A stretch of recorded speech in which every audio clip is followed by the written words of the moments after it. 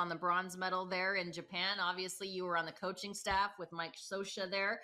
Want to ask you this, though. Although the Dodgers have not made it official, Blake Snell has and said that he's going to be a boy in blue. So what does a guy like that add to what is already a very good rotation? How do you make a World Series champion even better with Snell? Well, you add a pitcher like that. He's, again, you guys were talking about Cy Young, and he's one of the top pitchers in the game. And to add him to the rotation now, 1 month after winning the World Series, I'm getting text after text. So once this thing, becomes official and the Dodgers announce it, then it's a great day for the Dodger organization.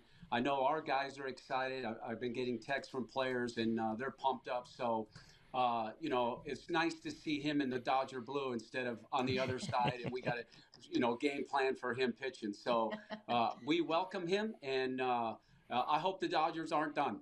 You just won a World Series. We still got to soak that in a little bit. How fun was it? I mean, it's the most generic question you're going to get asked.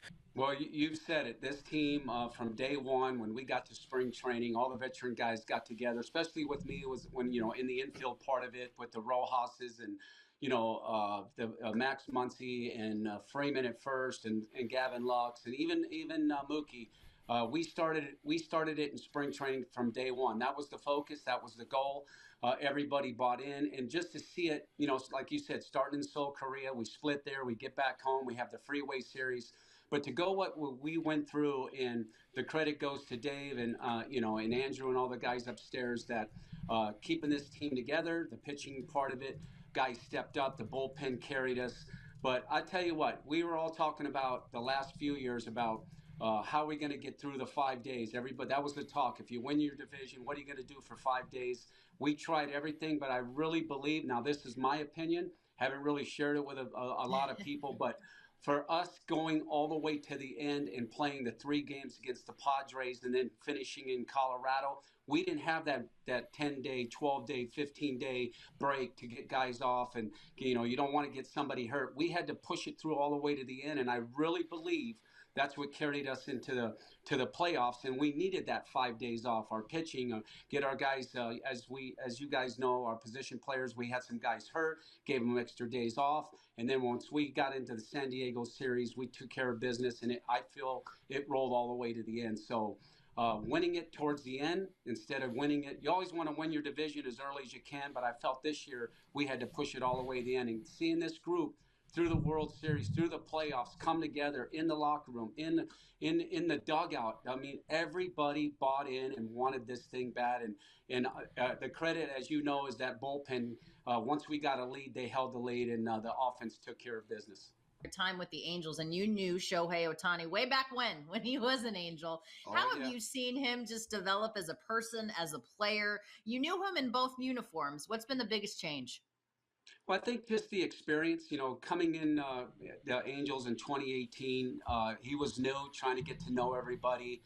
He was doing both pitching and, the offensive side, but he had a total different routine where, Mike Scioscia had to manage the workload to where when he was getting ready to pitch, he couldn't hit. So, over the years, that's changed. Now this guy is much bigger, much stronger. He still has his speed. It was great for me to see him through, as I was with the Dodgers going in my 7th season and seeing Shohei with the Angels, how much more better he's gotten offensively. He can run the bases.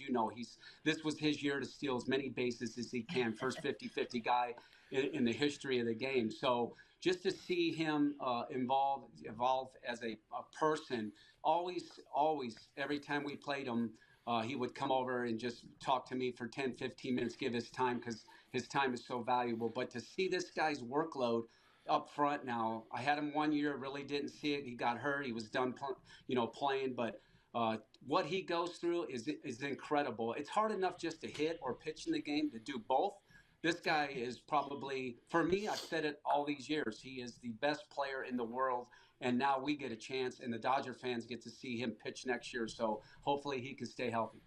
Solution at shortstop. We hear Mookie Betts is moving back to the infield.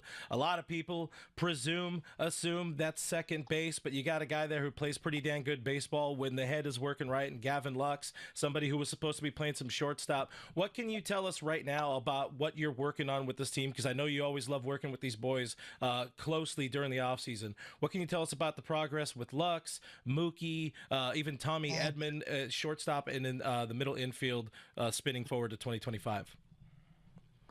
Right. I think, the season's over. They announced that Mookie's moving back into the infield. So, again, I've been gone for a couple, almost a month. I only got to enjoy the parade. And the next day I was back on the flight going to Phoenix and then Mexico and Japan. But I know, the situation with these guys playing the infield. Last year, Mookie was thrown into shortstop there in spring training. So really he was learning on the job. But, as you said, we got Tommy Edman, we got Rojas.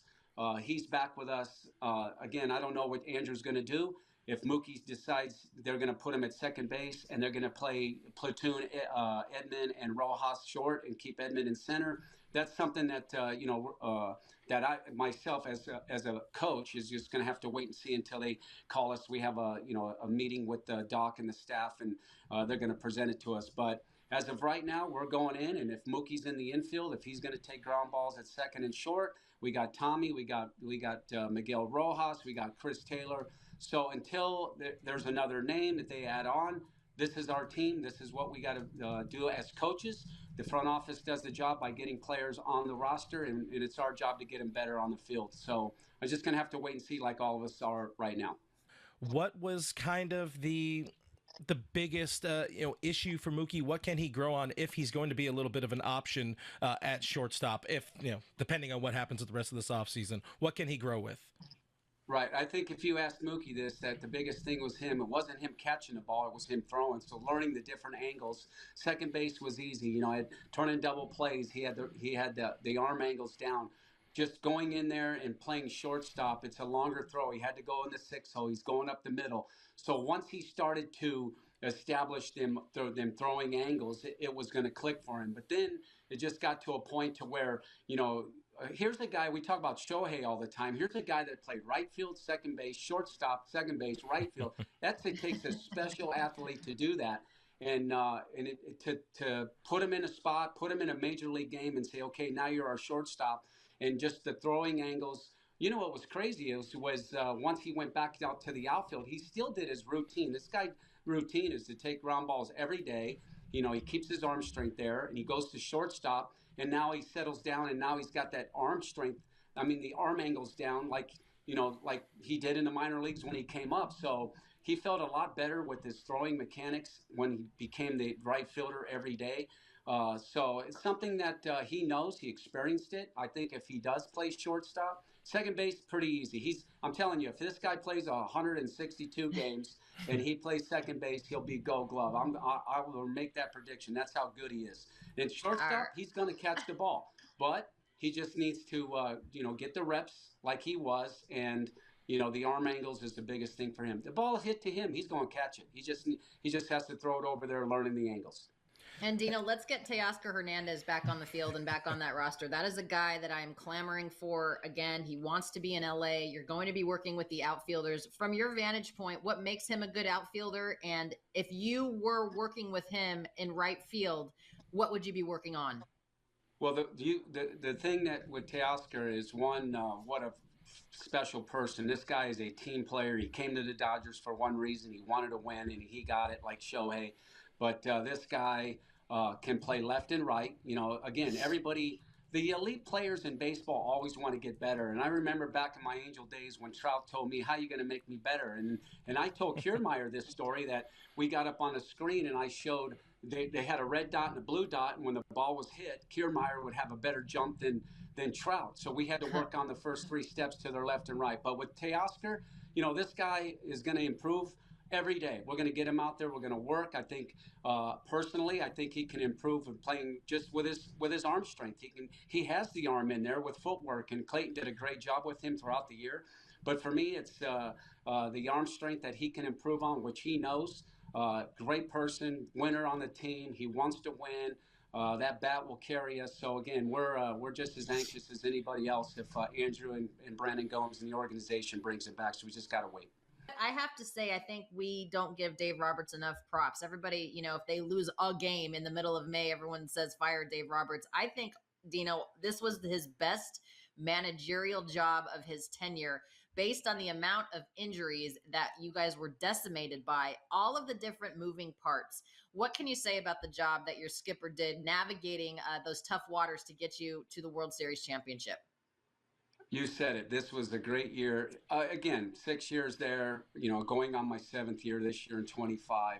This guy is, I've only been with 2 managers in my career, with Mike Scioscia and Dave Roberts, which I feel are top 2 guys in the game. And Dave, just the communication, building relationship, letting these players know what's going on 2-3 days before it happens. And in the moves that he makes at the right time. You said it. When you make a bad move and some backfires, the fans want to get on you and they want to get rid of you. But throughout the playoffs, the focus, you could see it in his face, the game prep, and he's very prepared in every game. But when that playoff game started in Game 1 against the Padres, I saw a different Dave, and he was focused, which he always is.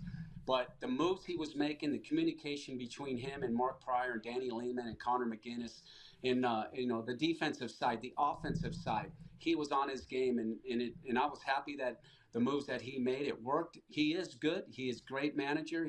For me, he's going to go down as a Hall of Fame manager, what he's done with the Dodgers. So that was, for my opinion, seeing him daily in the playoffs. He was ready. He was prepared. And he was ready to tackle this thing and to win the World Series. He kept saying we needed that parade, and we got it. Before we let you go, a couple of questions. Number one, is that the room you grew up in? Because you said you were visiting Mama in Barstow. And number two, what's the off-season workout regimen for your arm to make sure that arm is ready to go to bring those guys home?